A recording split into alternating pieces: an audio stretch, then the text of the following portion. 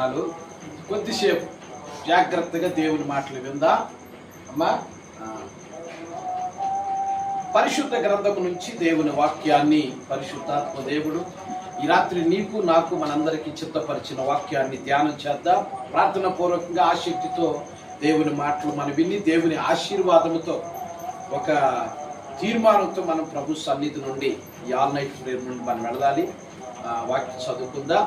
కీర్తనాకారుడైన దావీదు మహారాజు రాసినటువంటి 145వ కీర్తన 145వ కీర్తన 18, 19 వచనాలు చదువుకుందాం. తనకు మొరపెట్టు వారికి అందరికీ తనకు నిజముగా మొరపెట్టు వారికి అందరికీ యెహోవా సమీపముగా ఉన్నాడు. ఇప్పుడు నేను చెప్తాను, మీరు నా వెనకాల అందరూ బైబిల్ లాగా చూడుకోకుండా నా యొక్క చూసి చెప్పండి. అలా తప్పు చదివితే అప్పుడు చూద్దాం. ఓకే, మనందరి నోట పలకాలి ఈ మాటలు. అమ్మగారే పలికింది, వాటిని నేను కొంచెం సహకరించారు. మీరేమో అట్లనే చూస్తున్నారా? అందరూ పలుకుతాయి ఈ మాటలు, దేవుడు ఆలకిస్తాడు. తనకు మొర్రపెట్టు వారికి అందరికీ సౌండ్ మాట్లాడమంటే మనల్ని 3 ఊళ్ళు కొట్టుకొచ్చాను. దేవునికి స్తోత్ర. హల్లెలూయా. తనకు మొరపెట్టు వారికి అందరికీ తనకు నిజముగా మొరపెట్టు వారికి అందరికీ యెహోవా సమీపముగా ఉన్నాడు. తన యందు భయభక్తులు గలవారి కోరిక ఆయన నెరవేర్చును. వారి మొర ఆలకించి వారిని రక్షించును. దేవుడి మాటలు దీవించును గాక. గట్టిగా పలకండి. చిన్న ప్రార్థన. ప్రభువా నీకు స్తోత్రం అయ్యా. ఈ మార్చి నెల, ఈ 2026వ సంవత్సరం 3వ నెల, మా ప్రభువా ఈ ఆల్ నైట్ ప్రేయర్ ప్రభువా నీకు స్తోత్ర మేము ఏర్పాటు చేసుకోవడానికి మా ప్రియ బిడ్డలు ఆసక్తితో, శ్రద్ధతో, భక్తితో, విశ్వాసముతో అయ్యా నీ బిడ్డలు తండ్రి, చిన్న బిడ్డలు మొదలుకొని పెద్దవారు వరకు నీ సన్నిధికి వచ్చినందుకు స్తోత్రం.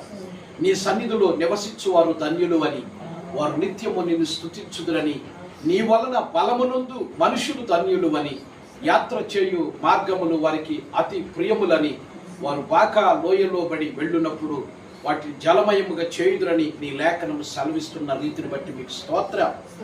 ఈ సమయాన్ని ప్రభువ మరింతవరకు మీరిచ్చిన స్వరాలతో, వరాలతో, ఫలాలతో ప్రభువ నీ బిడ్డను పాడి స్తుతించి నిన్ను గణపరిచారు. స్తోత్రం.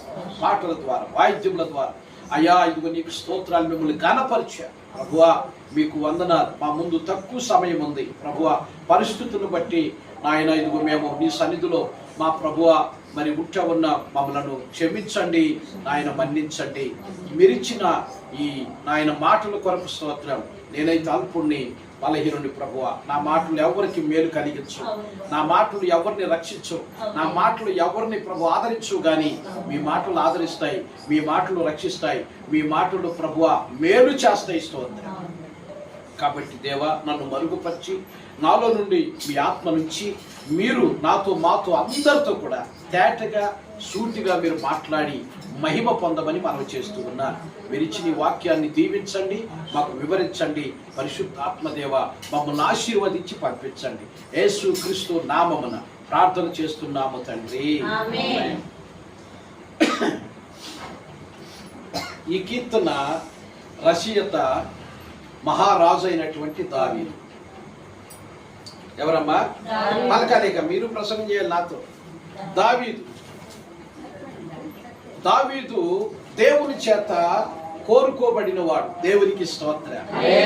హల్లెలూయా. హల్లెలూయా.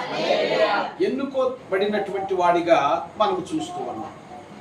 అయితే ప్రియులారా, ఇతడు మంచి ప్రార్థనాపరుడు. ఏమ్మా ఎవరు?